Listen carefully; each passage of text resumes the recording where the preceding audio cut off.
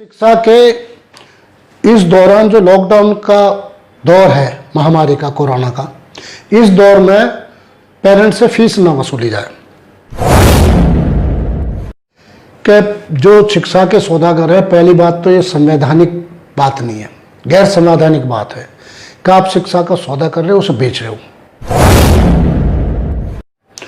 और इस बीच बड़ा दुर्भाग्यपूर्ण बयान आया किसी अनिल भराला का, जो भारतीय जनता पार्टी का श्रम का कोई दर्जा प्राप्त मंत्री है, मेरठ का रहने वाला।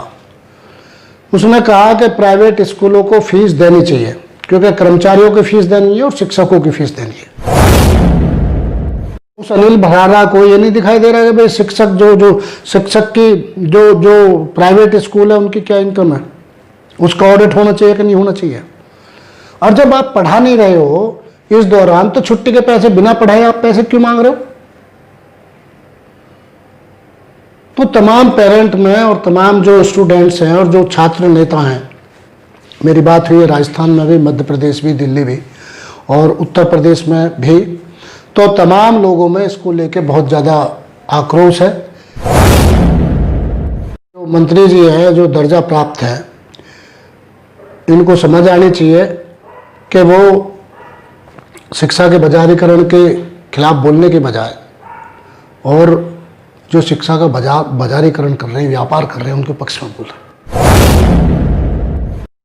हम इसकी निंदा करते हैं और इनके खिलाफ प्रस्ताव पारित कर रहे हैं कि ऐसे आदमी को सत्ता में रहने का तनिक भर भी हक नहीं है।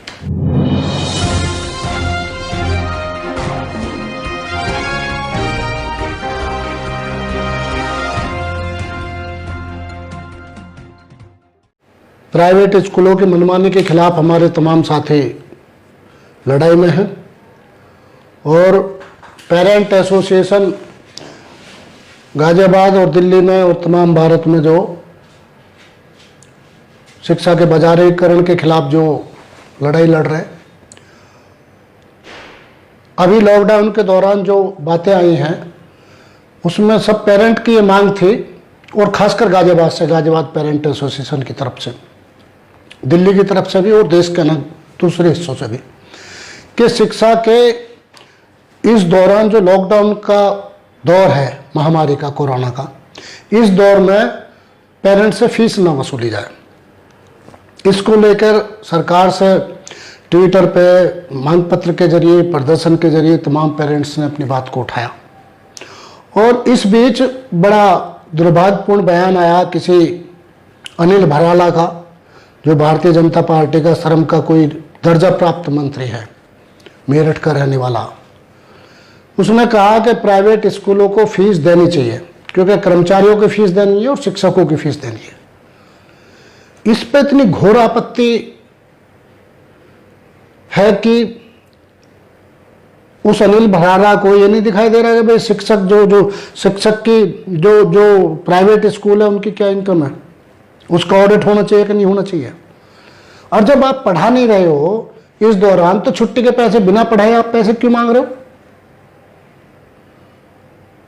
तो तमाम पेरेंट में और तमाम जो स्टूडेंट्स हैं और जो छात्र नेता हैं, मेरी बात हुई है राजस्थान में भी, मध्य प्रदेश भी, दिल्ली भी और उत्तर प्रदेश में भी, तो तमाम लोगों में इसको लेके बहुत ज़्यादा आक्रोश है कि जो शिक्षा के सौदागर है, पहली बात तो ये संवैधानिक बात नहीं है, गैर संवैधानिक बात है कि आप शिक्षा का सौदा कर रहे हो, उसे बेच रहे हो।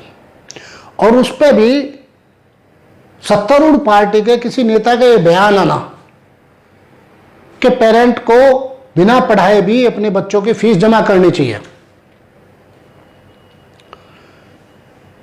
शिक्षा और स्वास्थ्य की जिम्मेदारी सरकार की है। सरकार को शिक्षा और स्वास्थ्य के सवाल पर बजट को खर्च करने के लिए तमाम जनता टैक्स देती है, पेरेंट भी देते हैं। और यदि आप शिक्षा और स्वास्थ्य के बजट को भी के ऊपर भी आप खर्चा नहीं करोगे तो ये पैसा फिर खर्चा कहाँ हो रहा? बहरहाल ये जो मंत्री जी हैं, जो दर्जा प्राप्त हैं, इनको समझ आनी चाहिए कि वो शिक्षा के बाजारीकरण के खिलाफ बोलने के बजाय और जो शिक्षा का बाजारीकरण कर रहे हैं, व्यापार कर रहे हैं, उनके पक्ष में बोल रहे हैं। हम इसकी निंदा करते हैं और इनके खिलाफ प्रस्ताव पारित कर रहे हैं कि ऐसे आदमी को सत्ता में रहने का तनिक भर भी हक नहीं है।